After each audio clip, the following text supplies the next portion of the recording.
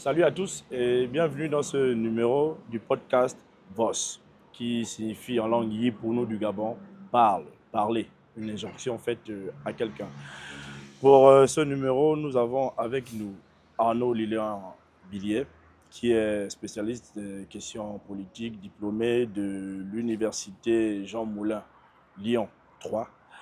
Avec lui, nous allons revenir sur le discours sur l'état de la nation prononcé par le président Brice Clotaire Oligui Nguema le lundi 15 juin dernier devant la représentation nationale, c'est-à-dire l'Assemblée nationale et le Sénat réunis en congrès. Alors, Lilian, bonjour. Bonjour. J'espère que tu vas bien. Je vais très bien, merci. Et tout de go, je te donne la première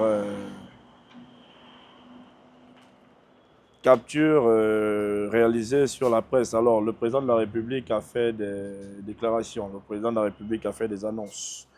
Le président de la République, parmi les annonces, on a vu même que la poste, ça s'est matérialisé. Il y a eu toute une cérémonie.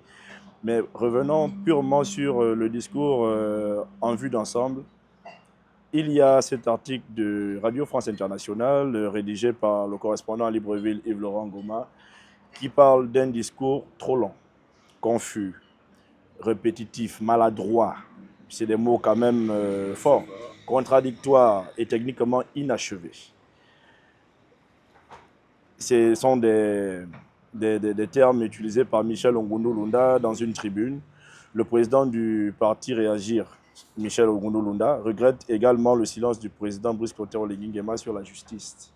Je cite M. Ongoundou, « J'ai été déçu que le chef de l'État s'exprime devant le Parlement de manière solennelle, mais aucun mot sur la justice.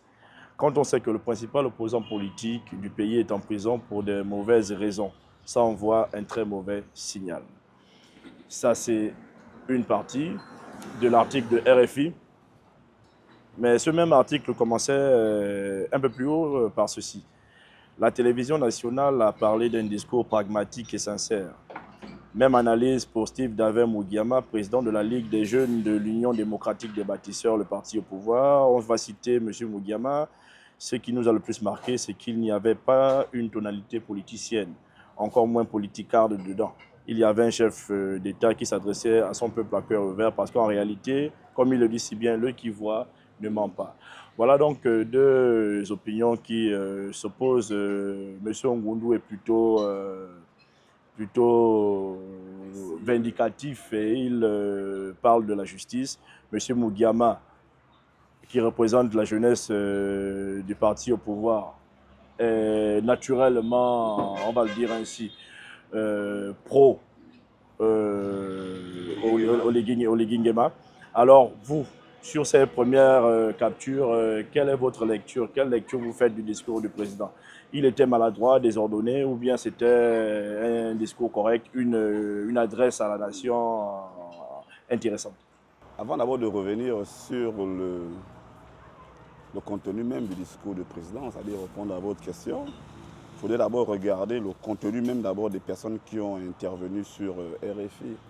Parce que dès lors on est imbibé d'un parti politique et d'une réalité politique, ça nous permet de regarder le discours autrement. Donc, quand on regarde le parti Réagir, qui est en dissonance complètement à ce jour avec le parti en place et aussi avec Brice Clotaire Oligui Nguema, puisqu'à l'intérieur de ce parti Réagir, il y a eu une session à l'intérieur. Donc, ce mécanisme permet déjà d'avoir deux voix différentes sur une réalité bien précise. Donc, nous trouvons également la voix ici de ce parti qui regrette pour les questions de justice, etc. Mais il faut sans doute rappeler que Brice Clotaire Oligui Nguema n'a cesse de le rappeler, de le dire partout où il va, il ne se mêle pas de la justice. Il ne veut pas en parler. On a l'impression qu'il ne veut pas s'en mêler, quoi que ce soit, pour qu'on ne dise pas qu'il y a eu parti pris. Une interférence. Il y a eu une interférence sur les dossiers de la justice, parce que là, il rappelle évidemment que l'opposant politique est en prison pour qu'il ait parlé de justice. Parler de justice, c'est de dire qu'il y a eu une instruction. Et alors qu'il ne veut pas vraiment intégralement faire partie de cette instruction, il ne veut pas qu'il y ait interférence. Il a dit, je répète, que la justice fasse son travail. Il a même rappelé aux magistrats de faire leur boulot. Donc c'est une responsabilité qu'il renvoie encore aux magistrats. Donc lui, de son côté, quand il prend la parole et dit qu'il a trouvé le discours du président trop long, confus, répétitif et maladroit, c'est parce qu'il a des attentes du discours du président. Comme chaque Gabonais aspire à des attentes au discours du président. Je ne sais pas s'il a parlé au nom de son parti politique ou en son nom propre, mais à cet égard, vraisemblablement, le discours du En tout président. cas, RFI le cite, Voilà. RFI le cite comme président du Voilà, parti, du parti. Réagir. Donc, en entendre sa manière de réagir, c'est-à-dire le parti même réagir, c'est dit qu'il n'est pas. C'est un véritable jeu de mots, voilà. C'est magnifique en plus. C'est qu'il n'est pas d'accord et il a des attentes, mais c'est normal, c'est un Gabonais. Et en tant que Gabonais, nous aspirons à quelque chose de clair et de précis, mais malheureusement, dans le discours d'un chef de l'État, parfois ce à quoi nous attendons, ce n'est pas ce qui est dit. On a eu un discours, c'est certes long, personne ne peut dire le contraire, ce discours a été très long. Il était très long. À un moment donné, on s'est perdu dans ce discours parce qu'il était long. Mais c'est parce que dans ce discours, il y a eu une partie là où il a voulu s'exprimer clairement. Parce que dans ce discours, il est sorti du discours. Il a parlé en tant que président de la République, il a parlé en tant qu'humain, en tant que père. Quand il a rappelé comment il faut jouer avec le pouvoir d'achat, comment la mairie doit faire son travail, ceci n'est pas dans le discours, il sort du discours. C'est-à-dire, et c'est cela qui a pris un peu plus de temps. Donc c'est ce qu'on peut caractériser que le discours a été long. Mais on ne peut pas dire que le discours était contradictoire. Là encore, c'est difficile de faire un discours avec un sens de contradiction, puisqu'on se lit, on s'écrit quand on fait un discours et le discours il est préparé. Et techniquement inachevé, je ne sais pas ce que nous entendons par techniquement inachevé, je ne partage pas son point de vue, c'est le sien. Pour nous, on a eu un chef d'État qui a voulu s'exprimer à la nation. Et à l'intérieur de ce discours, 3 temps forts, vraiment avec toute la neutralité possible. 3 temps forts. Le premier temps fort, ça a été, permettez-moi l'expression, l'inventaire, avant qu'il ait pris le pouvoir. L'inventaire des actions du passif, c'est-à-dire du passé, de ce qui a été fait avant qu'il n'arrive. Il fait cet inventaire. Ensuite, il sort de cet inventaire pour dire voici là où j'en suis après cet inventaire. Donc, deuxième temps fort.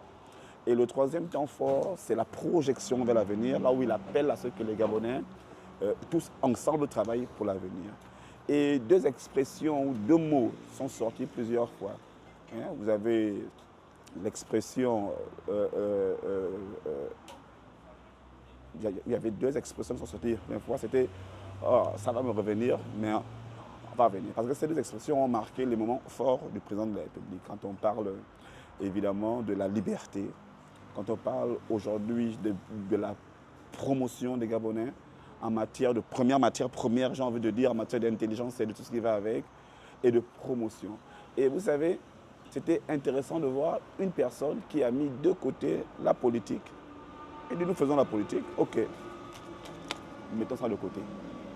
Parlons-nous franchement, et je vous dis ce que j'ai à vous dire, avec les mots qui sont les miens, sans avoir en tête que je suis président d'un parti politique, mais en ayant en tête que je suis président de la République. On va embrayer sur l'éditorial qui a été rédigé et publié le 16 juin par Joël Ndembe, le directeur de publication et de la rédaction du quotidien L'Union, premier quotidien national. Alors, je vous passe pour qu'on puisse suivre la lecture ensemble. Discours sur l'état de la nation, une boussole. Brice Clotaire Oligui Nguema s'est adressé hier au Parlement. Son premier discours sur l'état de la nation, devoir constitutionnel accompli, moment fort chargé de symboles, lui a permis de dire la vérité sur l'état dans lequel se trouvait le pays avant sa prise de fonction, de fixer une direction, une boussole pour le pays. Est-ce que vous venez de le dire que vous estimez que c'était le cas, donc il fixait le cap. Il fixait le cap, il fallait faire l'inventaire. Il disait ce qu'il veut faire, ce qu'il ambitionne de faire, ce qu'il entend faire. Mais là, Joël Ndembe continue dans son éditorial. Au-delà de cet appel solennel du président Oligui Nguema, la réalité exige encore et toujours des ruptures qui tardent à venir. Je veux vraiment mettre de l'emphase sur sa rupture qui tarde à venir. Il y a urgence à changer les mentalités, formatées pour sortir de la résignation, des raccourcis, de la facilité et des pratiques déviantes qui ont la vie dure. Il faut que l'administration, dans ses diverses composantes, s'adapte aux défis, que l'État, le privé et les citoyens agissent, chacun à son niveau, se mobilisent pour le même objectif. Le Gabon nouveau ne sera pas un slogan, il sera plus attractif, plus fort, plus ouvert, plus prospère et il ne le sera pas ou il ne le sera pas. Faisons le bon choix. Joël Ndembe parle de mentalité, d'habitude, de rupture qui tarde à venir. Il parle de changement de mentalité. On nous en a parlé durant la période de transition, on nous en a parlé donc maintenant en réaction au discours du chef de l'État. On nous en avait parlé quelques années plus tôt sous Ali Bongo à quelques reprises.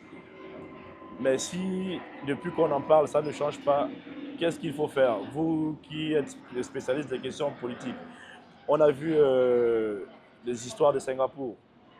Comment un homme est arrivé à réussir à changer, à renverser la donne. On a vu les histoires sur la Chine, on a vu les histoires sur Dubaï, sur comment toutes ces zones ont évolué. Comment on fait pour quitter du discours de l'appel à changer de mentalité à la pratique, à l'exécution du changement de mentalité quand on est président de la République, quand on a été démocratiquement élu? Vous savez, c'est souvent quand on parle de questions de volonté politique, on a tendance à balayer ça d'un revers de la main, alors que tout est une question De volonté, politique. Ça fait bientôt 30 ans qu'on nous sert le discours du changement de mentalité, mais est-ce que le changement de mentalité est voulu par l'État? Est-ce que le changement de mentalité est voulu par les hautes institutions de l'État? On a l'habitude de remarquer qu'en politique, on a paternisé la politique, on a infantilisé les Gabonais et encore moins les partisans des partis politiques, de telle sorte que ce qui est dit là-haut, on avale, on crache et puis c'est fini. On nous a empêchés de réfléchir ou de promouvoir la réflexion. Donc, à ce niveau, je me dis, bon, si nous avons un parti politique en place et que ce parti politique peut se permettre des choses et qu'il n'y ait aucune personne qui soit punie, ce parti va continuer à commettre des infractions. Alors si des personnes que l'opinion publique considère comme des personnes scandaleuses et moralement inacceptables et que ces personnes occupent des fonctions, c'est un signal que vous envoyez. Continuez à faire, ça ne nous dérange pas. Vous voyez, dans des ministères, on entend que les millions ont disparu. Et puis on voit encore ce même ministre-là à côté du président de la République. On se dit, continuez à faire. Parce que le changement de mentalité, c'est ça. Vous avez cité des très beaux pays. Mais regardez Singapour, la Chine, ces pays, ils ont réussi un pari. Le pari de la sanction. Et de ne pas faire attention à la personne. Mais regardez d'abord l'État. Considérer l'État au-delà de la personne politique. Donc vous dites, on met une norme, on met une règle. Si vous ne respectez pas la règle, il faut vous sanctionner. C'est clairement ça. C'est comme ça qu'on impose une culture. Il faut en faire des exemples. On détourne des milliards, on croit que c'est un jeu. Personne n'est puni. Il y a une chaîne de commandation, il y a une chaîne de personnes qui ont commandité des détournements. On prend simplement la tête, on laisse le reste parce qu'il y a des affinités avec le pouvoir en place ou avec des personnes qui sont très bien placées. Ces personnes ne sont pas impunies, mais elles continueront à faire le travail qu'il y a à faire, c'est-à-dire celui de ne pas vouloir changer de mentalité. Alors que si on arrive à un niveau, la Chine, vous détournez l'argent public en Chine, vous êtes condamné à mort, vous êtes décapité. Ce n'est pas négociable parce que si vous détournez 1 milliard, mais c'est de l'argent qui était destiné à une action publique. Donc vous condamnez des Gabonais derrière à subir votre action. Mais vous n'êtes pas impunis. Après demain, on voit aux côtés du chef de l'État.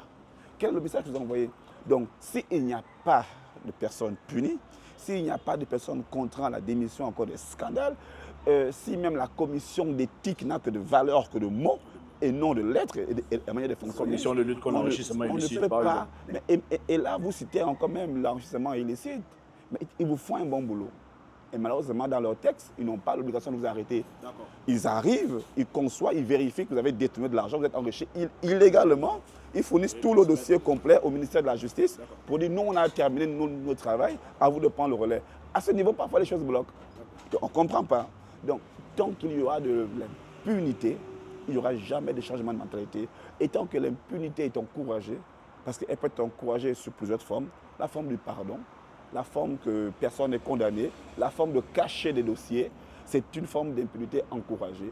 Donc, on ne doit jamais changer de mentalité si depuis le haut, on ne décide pas de changer de mentalité. Et vous voyez, il y a un débat qu'on avait souvent longtemps et qu'on néglige alors qu'il est d'une importance capitale, celui de la maturité politique. Tant que le peuple gabonais, tant que les institutions gabonaises, toutes les institutions confondues, n'ont pas atteint ce qu'on appelle la maturité politique, nous n'allons pas être un État fort. nous allons être un État là où nous allons à chaque fois condamner avec des mots, mais pas en action. Et si à chaque fois aussi nous ne prenons pas des résolutions fortes, nous allons avoir des citoyens faibles. Et si l'État veut un changement de mentalité, ça s'écrit noir sur blanc, ça se programme, ensuite on met ça en action. Si vous demandez aujourd'hui à n'importe quelle institution nationale gabonaise, que ce soit une institution constitutionnelle, en disant quelle est la vision du pays en matière de changement de mentalité, est-ce que c'est écrit quelque part? Monsieur Uriel Abaga, si vous trouvez ce document, je vous serais gré de bien vouloir me le partager pour que nous puissions regarder ensemble. En tout cas, si je l'ai, je vous partagerai, comme je suis en train de vous partager la prochaine capture d'écran.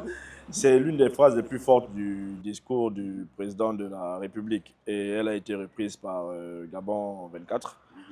Je ne suis pas un président des maquettes et des présentations visuelles des New York Forum. Je suis un président bâtisseur pragmatique. Mais c'est le même président qui a voulu organiser un forum à l'inauguration du Palais des Congrès. C'est le même président qui dirige l'État, alors que, par exemple, il y a eu 63 milliards de francs CFA répartis aux provinces en 2023.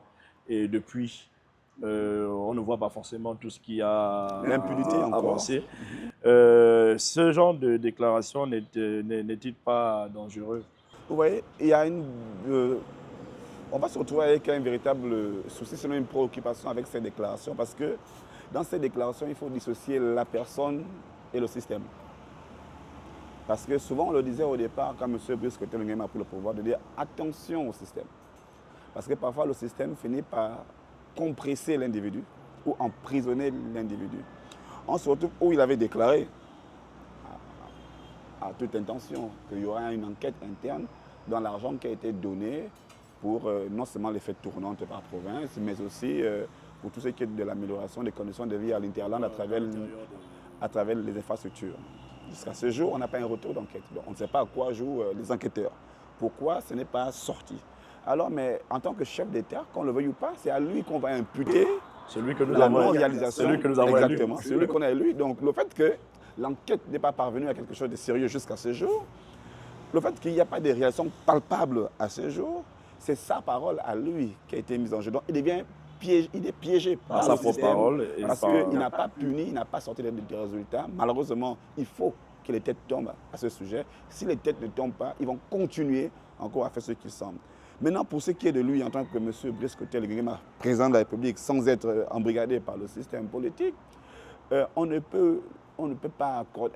Il y a un soupçon de réussite à travers tout ce qu'il a annoncé comme réalisation. Les choses sortent de sol. Elles ne vont pas au rythme souhaité, mais elles avancent. Donc nous ne pouvons remettre cette parole en cause qu'après son septennat.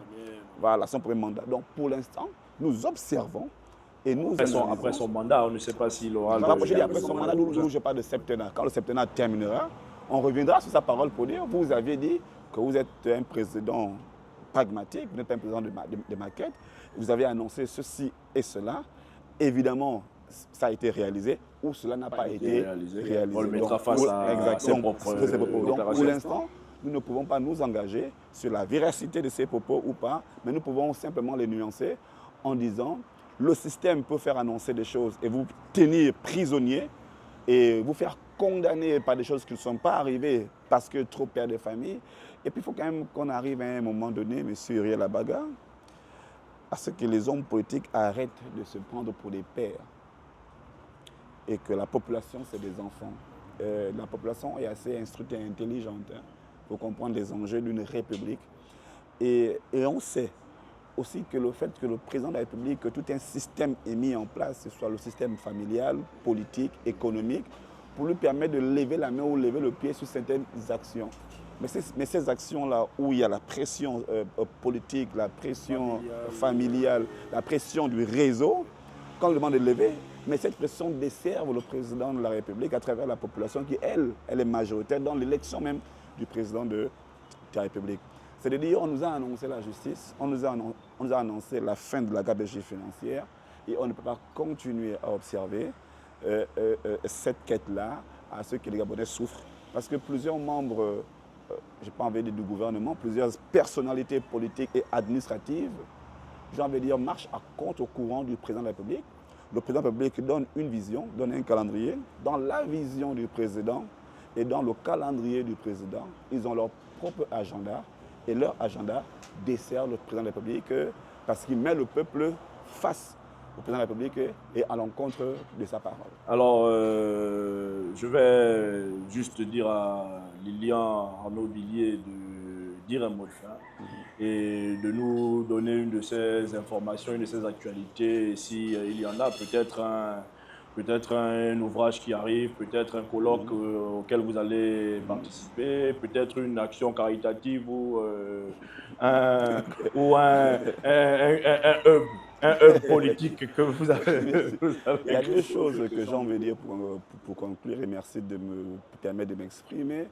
La première, c'est de dire, et j'insiste là-dessus parce qu'on a fait beaucoup de politique sans être des hommes politiques, à travers les couloirs, à travers les ombres où nous sommes passés.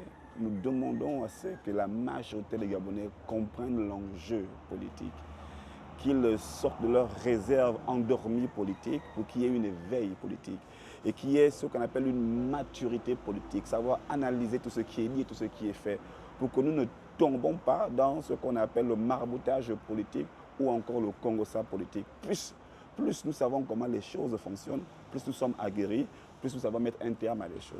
La deuxième nouvelle, c'est que mon livre sort très bientôt. Ah ouais. Ah oui, intitulé Le Prince africain, là où je contextualise Machiavel selon le prince africain. Le prince de Machiavel. Il y aura donc maintenant le prince de Billier. Le prince africain. Non, ce ne sera pas de Billier, mais l'intitulé c'est le prince africain. Je contextualise Machiavel selon le regard africain, parce que c'est un très bel ouvrage, celui de Machiavel, mais il répond à des réalités occidentales et d'une certaine époque. Il va falloir regarder la manière à laquelle il faut gouverner à ce jour. Et nos hommes politiques et nos dirigeants ont trop lu Machiavel sans pourtant le contextualiser. Donc j'ai fait l'effort de contextualiser cet ouvrage. Monsieur Uriel Abaga, je vous remercie de m'avoir invité sur cette magnifique plateforme. Alors, Lilian Billier, c'est à vous que je remercie d'être passé, d'avoir accepté de vous prêter à ce jeu. Tout le monde n'aime pas parler des sujets qui sont relatifs au président de la République. Alors, merci encore d'être passé et merci à vous qui suivez ce numéro du podcast VOS. À nous revoir au prochain numéro avec la prochaine personne qui viendra VOS sur ce plateau. Merci beaucoup.